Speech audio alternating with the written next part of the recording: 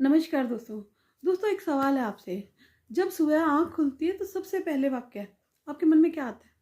आज फिर वही दिन या आज कुछ अच्छा होने वाला है? यही फ़र्क है। यही है एफर्मेटिव की असली ताकत। देखिए ज़िंदगी हमें रोज़ 2 रास्ते देती है। एक रास्ता वो जहाँ हम हालात को दोष देते हैं और दूसरा रास्ता वो जहाँ हम अपने शब्दों से हालात को गढ़ते हैं। हाँ, अपने ही शब्दों से। हम अक्सर कहते हैं कि मेरे बस का नहीं है, मैं नहीं कर पाऊँगा।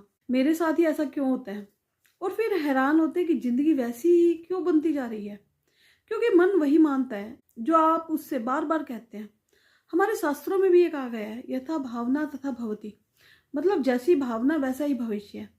भगवान ने इंसान को सिर्फ शरीर नहीं दिया है, उसे शब्दों की शक्ति भी दी है।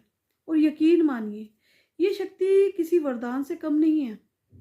जब हनुमान जी समुद्र के सामने खड़े थे तो समुद्र छोटा नहीं था, लेकिन उनके भीतर की आवाज बहुत बड़ी थी।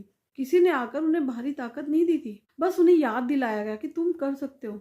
और जैसे ही हनुमान जी ने भीतर कहा, हाँ मैं कर सकता हूँ, उसी क्षण असंभव संभव बन गया। अफर्मेशन यही है, अपने भीतर सोई हुई ताकत को रोज जगाना। जब आप ये कहते हैं कि मैं कमज़ोर हूँ तो आपका मन रास्ते बंद कर देता है, और जब आप ये कहते हैं कि मैं सीख रहा हूँ, मैं आगे बढ़ रहा हूँ, तो भगवान भी रास्ते खोलने लगते हैं। कृष्ण ने अर्जुन से ये नहीं कहा था कि युद्ध आसान है।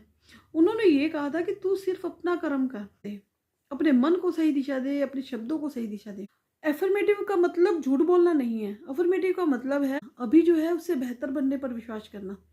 आप आज भी कह सकते हैं कि मेरी हालत ठीक नहीं है, लेकिन साथ में ये भी कहिए पर मैं इससे बाहर निकल जाऊंगा। यही संतुलन है, यही भक्ति है।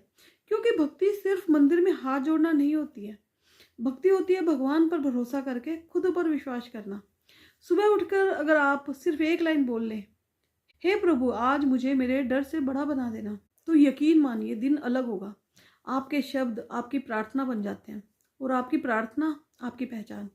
इसलिए आज के बाद अपने मन से ऐसे शब्द निकालिए जो आपको छोटा करते हैं, और वो शब्द बोलिए जो आपको आगे बढ़ाते हैं।